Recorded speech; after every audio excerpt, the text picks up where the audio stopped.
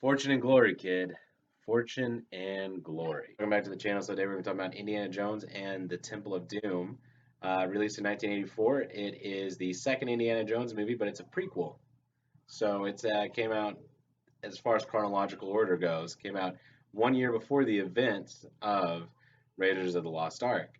And if you guys haven't seen this movie, I highly recommend that you check it out. It's a different tone, and I think what's really interesting is when you look at action movies back then, there wasn't like this huge overarching theme that all these movies were trying to go for. Like this was just the idea of, hey, here's this really interesting character. What some different directions we can take him into, and that's why we have Temple of Doom. You compare it and contrast it to Raiders of the Lost Ark, which is a lot more lighthearted.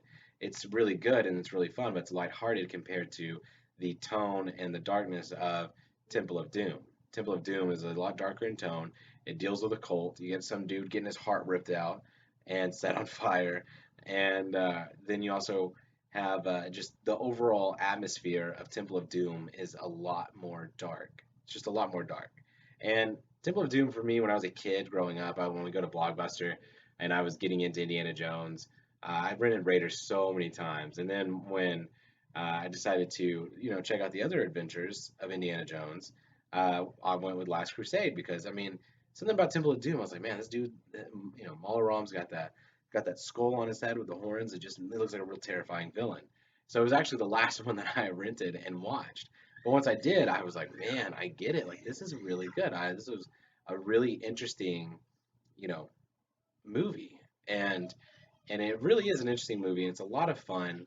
If you haven't watched it, think everybody should check it out if you're an Indiana Jones fan. You like action movies, especially if you're kind of like, I want to watch something that's a little bit more heavy. This Indiana Jones movie is definitely heavier than the other ones in the franchise, the other entries in the franchise, and you don't have the uh, other tropes of Indiana Jones as far as it going back to a school. You don't have Marcus, you don't have Sala, and those are a bit of a bummer for me as an Indiana Jones fan. Those are kind of a bummer because I like seeing those guys in the Last Crusade and Raiders of the Lost Ark, but it doesn't take away anything from the movie at all. The movie's just really fun, and the first shot of Indiana Jones when we after the big musical number, when he's coming down the stairs and they got that throwback to the suit when he's wearing that all white suit to the James Bond movies.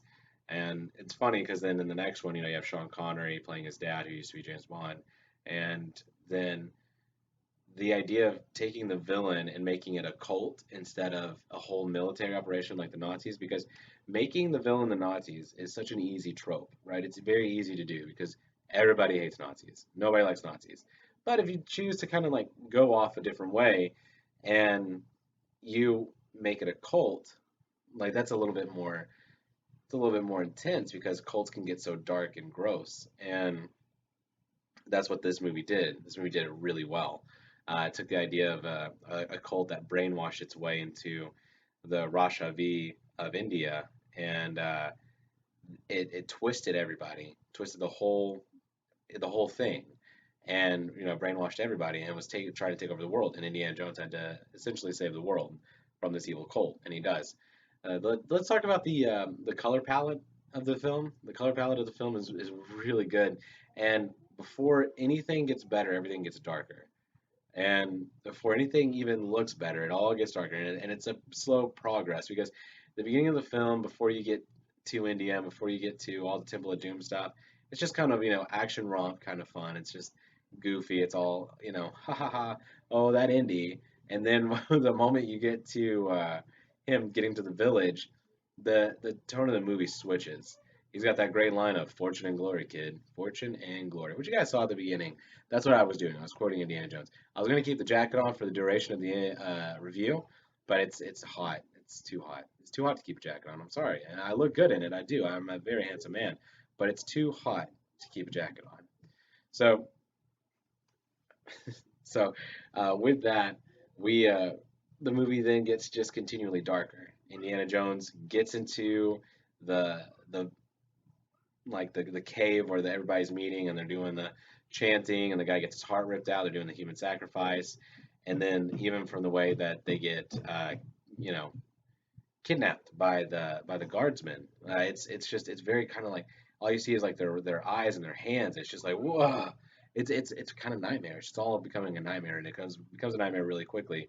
Um, the Indiana Jones and Short Round relationship, I'm a really big fan of. It's a good precursor to some of the better aspects of the relationship between Shia LaBeouf and Harrison Ford in Kingdom of the Crystal Skull, and it really like this movie kind of sets that groundwork for me because by the time you get to Kingdom of the Crystal Skull and you see how he's kind of like this father figure for Short Round, it makes things a lot better in my mind once you get to Kingdom of the Crystal Skull and him actually trying to step up and be a dad uh, in certain scenes in Kingdom of the Crystal Skull. But Temple of Doom, Temple of Doom, the whole thing of that, as everybody knows, is George Lucas was going through an ugly divorce, and he was heartbroken over it, right? And so he put some really violent stuff in this movie, and man, it's good. It's good, but the you get why people didn't really respond positively to this movie when it first came out, because not a lot of people did. Not a lot of people were responding very well to this movie at all. They didn't like the tone. They didn't like any of it. But like I said, I mean, it did win an Oscar for best sound design, so I mean that's a thing. That's a good thing. And but and what's weird is both Indiana Jones movies, those first two both won Oscars. I think the third one did too. I'll find out later when we get to that review. But the uh, the Temple of Doom movie, I think the action in that one is really intense. Very intense action. Probably some of the best action out of all the Indiana Jones movies. And the fact that you get to see Indy just kind of like at his worst in this movie. And I say worst because I mean, he has that voodoo doll used against him. He gets run through the ringer so many times in the film that it's very human. I think this movie does the best job at humanizing Indiana Jones, as far as making him more grounded and relatable and real. Because I mean, honestly, how are any of us without the sheer possibility of luck gonna get through any of that situation that he got through? And I mean, that's what it is. It's all dumb luck that he got out of that. And seeing him just kind of go from being a bad guy, he starts out, the good guy, and then he has to drink that stuff, the black water of Kali or Shiva, and then he becomes a bad guy for a minute. And I remember being a kid and I see that I'm like, you can't do that. You can't make the hero the bad guy. What are you doing, movie? But they did it. And it works out. I mean, he's brainwashed for a second, and then once he comes to, because Short Round saves his life, and then you get to that whole scene on the bridge, and that rope bridge scene, like what's interesting. Okay, so backing up real quick. So when you're watching the movie, and that's the darkest point is once Indiana Jones becomes the bad guy. That's the darkest. That's the lowest point of the movie because Willie's about to die. Short Round is at his wits' end with everything. He's scared to death. He's this poor boy that's scared to death. Somebody hug him. Somebody give that boy a hug. And then you get to him having to save Indiana Jones. Then him and Indiana Jones are fighting their way out. They get out with Willie. You got that really awesome fight scene with the big bad dude on the rock crusher, you know, table thing, and it's all good. It's all wild. It's all Indiana Jones adventure, but it's all dark. Once again, man, this is what I'm talking about. Like it's all dark. Like you're in the cave. You're in the darkest part of the cave and then once you finally and I mean that metaphorically as well as physically, right? Because they're in a cave. And then once you get out of it, you're thinking, oh, the movie's almost over because we're out of the cave now. Okay, we're getting there. Great, awesome. I guess he'll have to shoot Malram in the face because he's got his gun. But and then you get to that scene where it's a callback to Raiders, where he's got those two swordsmen, and he's like, huh, and he goes to his gun and he can't find it, and I think that's one of the best scenes in the movie. But it's kind of like in that moment for me, as a fan of the movies and as somebody who's just watching the film, you realize kind of quickly we're not out of the woods yet. We're still in the thick of it. We're still right there in hell, basically. That's what this whole movie is. It's Indiana Jones in hell, and so you're still in hell with Indiana Jones, even though he's outside and they're on their way to freedom. They still get stopped and they still get chased around. And then once you get to the bridge, that's honestly that's the last action scene of the movie, and it's really good because That whole scene, right, where they're realizing they're surrounded. He's like, oh shit. And that to me is that because that's kind of like a callback to what happens in Raiders of the Lost Ark when he's like, I don't know, I'm making it up as I go. It's the same energy, right? It's the same exact energy. And then he does like the most Indiana Jones thing, and he cuts the rope, and then they're holding on. He's doing that whole fight with Malaram on the bridge. I think Malaram is a strong villain too because he's just that pure evil of just wanting to take over the world, thinking he's right. Like that's the problem with cult leaders; they think they're right even though they're pure evil. And so you get that aspect of it, and it's wild. It's really good, and I think Indiana Jones and Temple of Doom is one of the best Indiana Jones movies. And if you guys haven't watched it, you need to watch it. There's not honestly a weak movie in the franchise as far as things that have killed the franchise. Indiana Jones 5, man, I'm still pumped about that. And that keeps getting delayed, and I think now we're at what, 2022?